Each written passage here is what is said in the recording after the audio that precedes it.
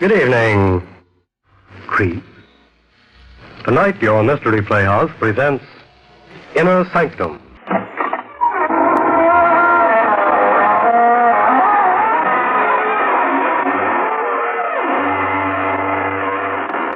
Good evening, friends of the Inner Sanctum. This is your host inviting you in through the squeaking door. I just left a friend of mine. He runs an all-night billiard academy near the cemetery. Yes, after midnight, he uncovers the ghoul tables. But no rough stuff in his place. No, he settles all arguments by arbitration. Simply lifts a shroud and points out they haven't a leg to stand on. Believes the old motto that a fiend in need is a fiend indeed.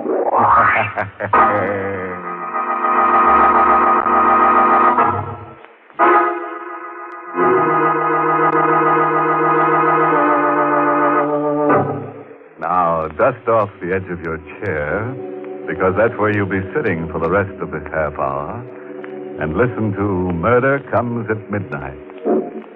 This is the story of how one average family, even as yours and mine, spent a quiet night at their rented country house. A night of terror. As I said, the Cannings were just an average family. Harry was 29 and worked as a sound engineer for a broadcasting studio in the city. Ethel was 27 and had been a school teacher before she was married. Now she was kept pretty busy between writing the great American novel and taking care of Judy, her 7-year-old daughter. This was the first year they had rented a house in the country for the summer, and Ethel didn't take much to the idea of being alone either. At first, I didn't know what it was that woke me. Perhaps it was because I was expecting Harry. He phoned that he was working overtime. He wouldn't be home till after midnight. I didn't like the idea of his driving 60 miles from this city at that hour. Or maybe it was just because I wasn't used to being alone with Judy in the old house. I got out of bed. I opened the connecting door to Judy's room. She was sleeping quietly. I closed the door softly, went across to my window. Something had awakened me. What? Was it a sound I heard in my sleep? Or was it a premonition? I looked out the window. The night was dark with 1,000 secrets. Harry should have been home by this time. My watch showed a few minutes after 12. Maybe he'd had an accident. Maybe that's why I awakened. Some sort of telepathy. And then I saw the headlight. It was Harry. He was turning in our road. The headlight phased me for a moment as he swung into our driveway. Everything was all right then. I'll be right down, Harry. Breathlessly, I raced downstairs to let him in. I was so happy I could cry. It was only then I realized what tension I'd been under, all because of my silly fears. I unlocked the door quickly. Oh, Harry, I was so worried. Sorry to bother you so late, miss. Had an accident with my car. Oh, I thought you were my husband. Oh, sorry to disappoint you. Oh, no, I'm afraid you can't come in. My husband isn't home yet. Well, it won't be for long. Oh, my heavens, you're hurt. It's your arm. Hurt it in the accident. Afraid it's broken. Oh, you poor man. Here, sit down. Yeah. Sit down right here. Well, that's better. Here. Your arm's so limp. Do you really think it's broken? I can't tell. It's kind of numb. Oh, dear, I feel so helpless. I don't know what to do. I took a first aid course during the war, but I don't remember a thing. Maybe I better call Dr. Schultz. Oh, please, don't go to this trouble. Oh, it's no trouble. The phone's right here. I said no doctor. But it's all right. Put down that phone, please. I don't understand. Maybe you understand this. A gun? Put the phone down. Who are you? I'll ask the questions from now on. Your name's Canning, isn't it? How did you know? Name's on the door, isn't it? Oh. What kind of phone is that? What do you mean? Party line? No, it's a private wire. Can you dial, or do you have to ask the operator for the number? No, you just dial. Good, good. Push the phone over here to this side of the table. Whom are you going to call? The phone, please. You'd better get out of here before my husband comes home. Oh, how do you think he'd make out in an argument with this? Oh. The phone. Thank you. Now step back a little. That's good, good. I have to put this gun down while I make my call. It's arm of mine. But you understand that I can pick it up faster than you could reach it from there, don't you? Yes, I understand. I see. We'll get along all right. Oh, operator, get me Plaza 99970. Yeah, hurry, please. Oh, this is 864. Please. After your phone call, you get out. Before my husband comes home. He's late already. You wouldn't turn an injured man out of your house in the middle of the night. Oh, hello, Linda? That's right. I had a little trouble. I hurt my arm. Look, I think you'd better come up here. Yeah, and bring Fred and Doc Stetson along. No. Everything's fine. Won't be any trouble. I'm a guest of some very good friends up here. Canning's the name. Well, you drive up Highway 26 through a court and turn right when you pass the first gas station. It's just a mile from there. You ought to be here by 6 in the morning. There'll be a light in the downstairs window. Right, Linda. See you in the morning. You can't stay here all night. You've got to go. Shut up.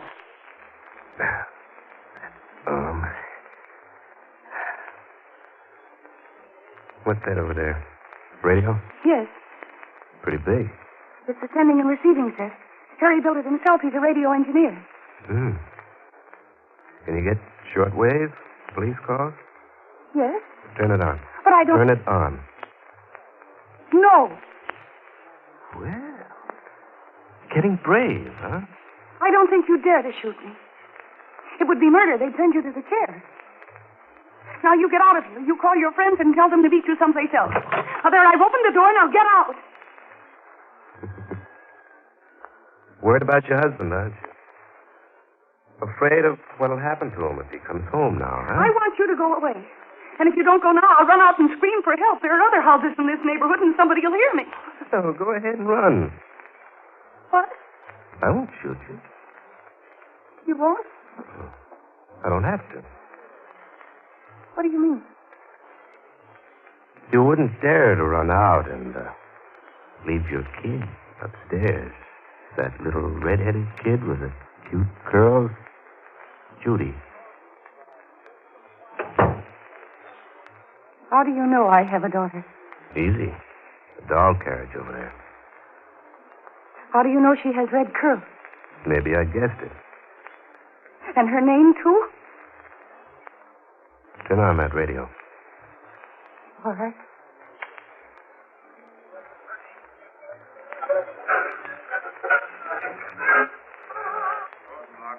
Junctions on Highway 26.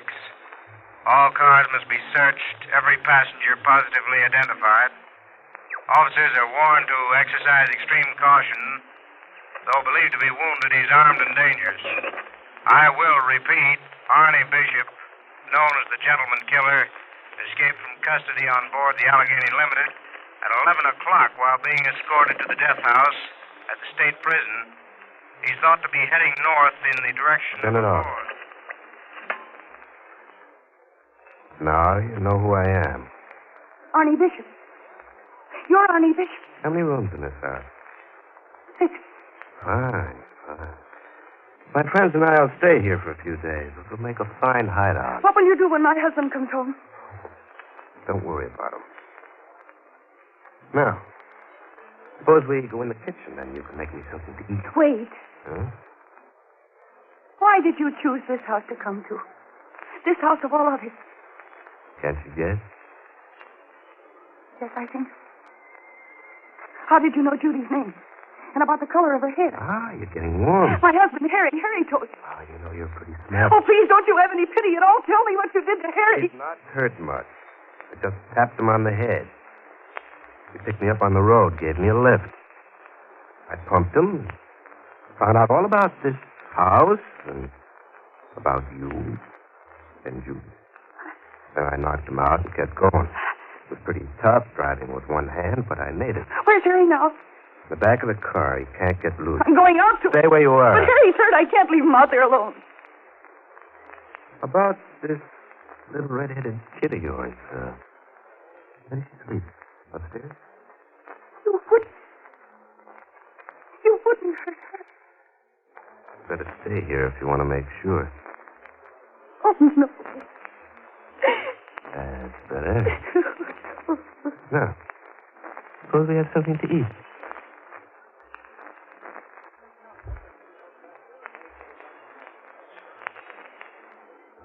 Now let's return to the little white shingled house on the hill, where Ethel Canning is entertaining her uninvited guest, Arnie Bishop. You know, he's a pretty courageous guy for an ex-convict. But then maybe he has the courage of his convictions. But Arnie isn't so smart, you know, tangling with a red-headed gal. He ought to recall that old ditty. How's it go? Beware of a girl with deep red hair. A man is safer in the electric chair. But who can tell how a tale will end out in a sanctum? Let's join them in the kitchen. Oh, excellent bacon and eggs. I'm sure my friends will like cooking when they come. More coffee? Yes, please. Careful. Oh, I was only reaching for the coffee cup. I thought you might have ideas about grabbing this. There's your coffee. What time is it? 20 after 2? 3.5 hours to go before my friends get here. How will they get through the roadblock? Oh, you leave it to them. Oh. What's that? That's the telephone. It's in the living room. You better get to it. Oh, you don't let go of that gun. Oh. You shouldn't have tried that. What are you going to do? Answer that telephone first. Get going. Yes. Anybody in the habit of calling you at this hour? No. All right, answer it. But be careful what you say. Hello? Yes, this is Mrs. Canning. Oh. It's for you. Oh. All right. Lay the receiver down on the table and walk away. That's far enough. Don't try anything. Hello? Linda? Wait, did you get started yet? Oh, where are you? What? Roadblock. Well, you've got to get through. I need Doc Stetson. You've got to make it, Linda. I can't stay awake forever.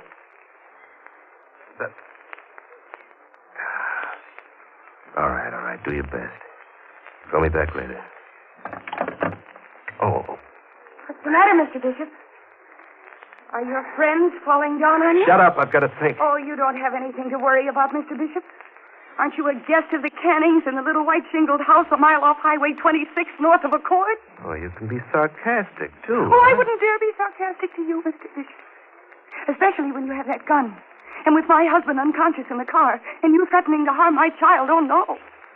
No, you still hold all the cards, Mr. Bishop, and you're such a big, strong, brave man. What are you trying to do? Get me mad enough to kill you? Aren't you going to kill me anyway? What makes you think that? Because you're a killer by instinct, Mr. Bishop. It's easier for you to kill than to do anything else. I wonder why you didn't murder my husband instead of just knocking him out. Was it because you thought you might need him? Well, you're not afraid of me anymore. No, I'm not. No, I just realized I can't afford to be afraid. What? I'm a woman fighting for her family, for Harry and Judy. And I've got to use all my wits against you. I can't afford to be afraid. You've got some scheme in that crazy little brain of yours. Yes, Mr. Bishop, I have. I think I found the chink in your armor. You're a coward. Me? Yes, you. You're the one who's afraid now. Your friends aren't coming. You have a wound in your arm that needs treatment, and you know you can't trust me. You don't dare close your eyes even for 5 minutes. And you may have to stay here for several days. How do you like the prospect of staying awake night and day, watching me every minute of the time, afraid that you might drop off to sleep at any minute? Oh, that's how you figure it, huh? Maybe you better kill us all right now, Mr. Bishop. That would be easy, wouldn't it? Just 3 bullets. Then you wouldn't have to worry about watching anyone. That's an excellent idea, Mrs. Canning. Yes. But then you'd have other things to worry about. Such as? This is Saturday morning. The milkman will come to collect for the week's milk. The neighbors will stop by to ask if I want my marketing done. And what will you do? Skulk in the cellar while they ring the doorbell? Yeah. And then there's the police. What about the police? They'll surely search this part of the country. They'll be making inquiries at all the houses. Do you want them to find the car outside? With Harry in it? Oh. You figured all the angles, huh? You know, you're pretty smart, Mrs. Canning. I think you're even smarter than Linda. But you forget one thing. Yes? You forget that little girl upstairs. What do you mean? Come along and I'll show you. Upstairs. You stay away from Judy. Oh! Maybe you think you've got everything figured out, but I'm still the boss. Oh, Gun muscle hurts, doesn't it? Now, shall we go upstairs?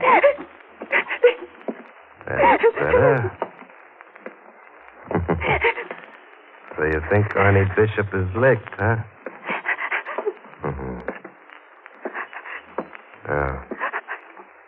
Which is Judy's room? what are you going to do to her? Which is Judy's room?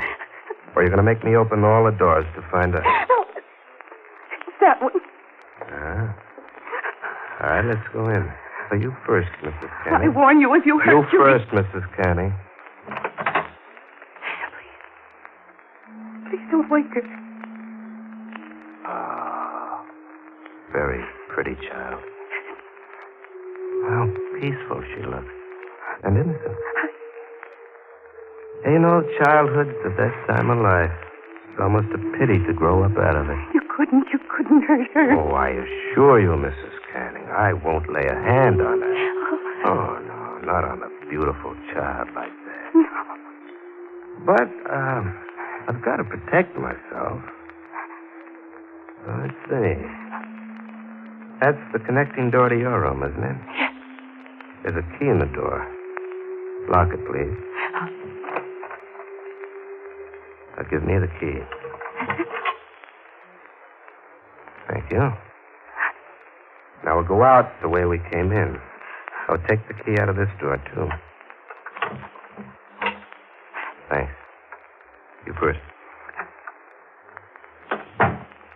Now, we'll lock this door on the outside. There you are. Everything's set.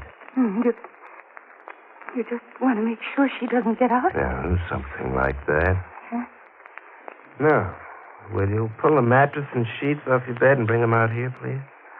Are you going to sleep in front of her door? Do as I say. All right. I'll help you. I don't understand. Why do you want to sleep out here? Norm.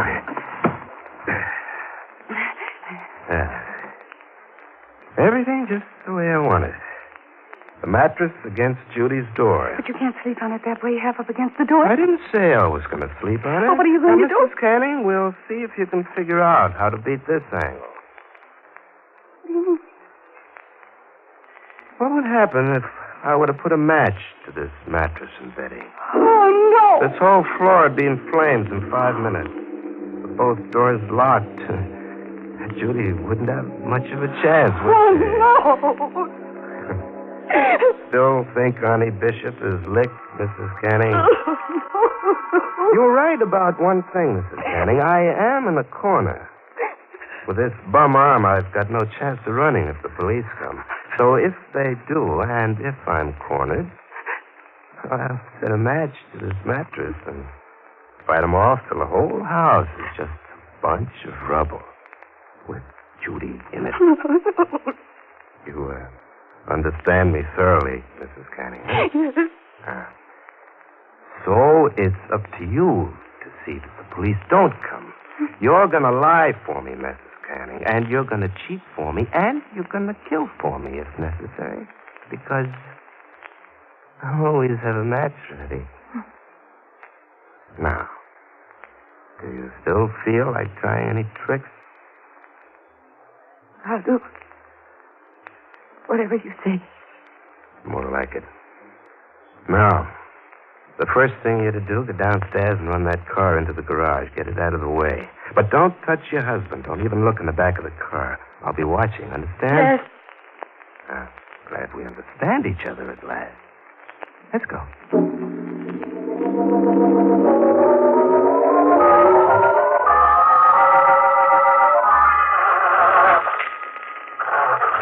I'll be standing right here in the driveway, so don't try any tricks. I won't. Remember, I'm watching. Harry.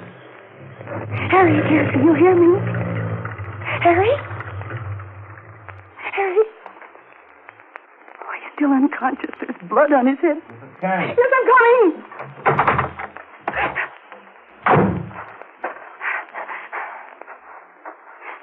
You did take a look at him, didn't you? No.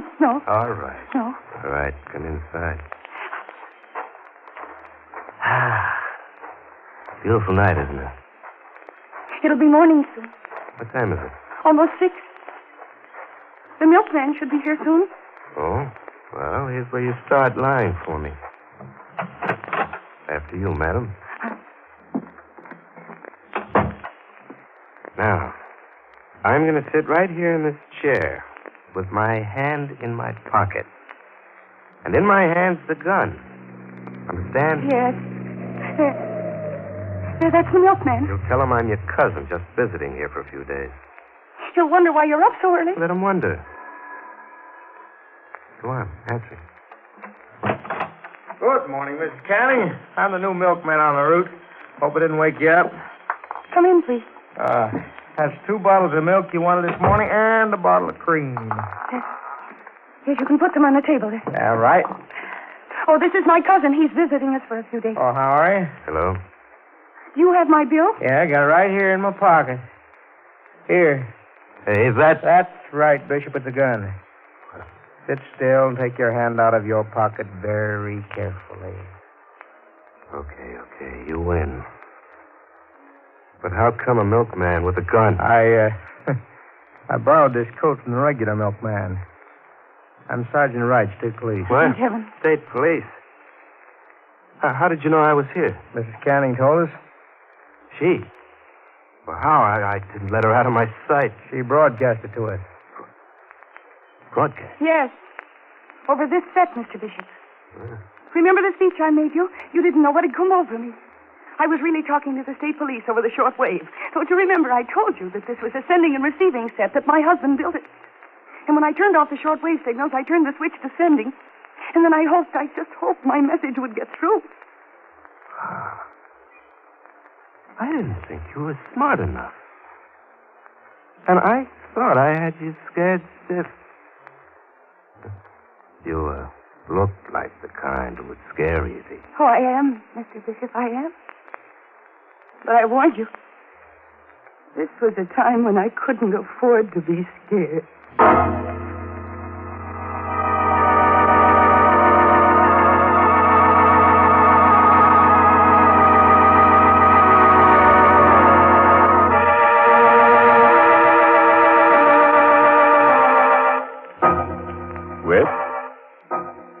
Which all goes to prove that a determined man can always get what he goes after. You remember Bishop tried to get free board and lodging from Ethel Canning. He finally got it, all right, but not exactly where he wanted it. You know, as a matter of fact, Bishop was the type of man who should never have gone in for murder. Oh, too many risks. He should have specialized in arson. That's always a surefire undertaking.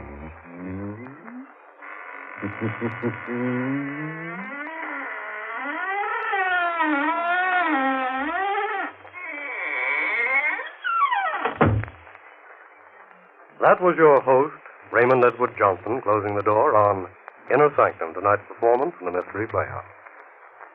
It's late, Crease, so good night. Sleep tight.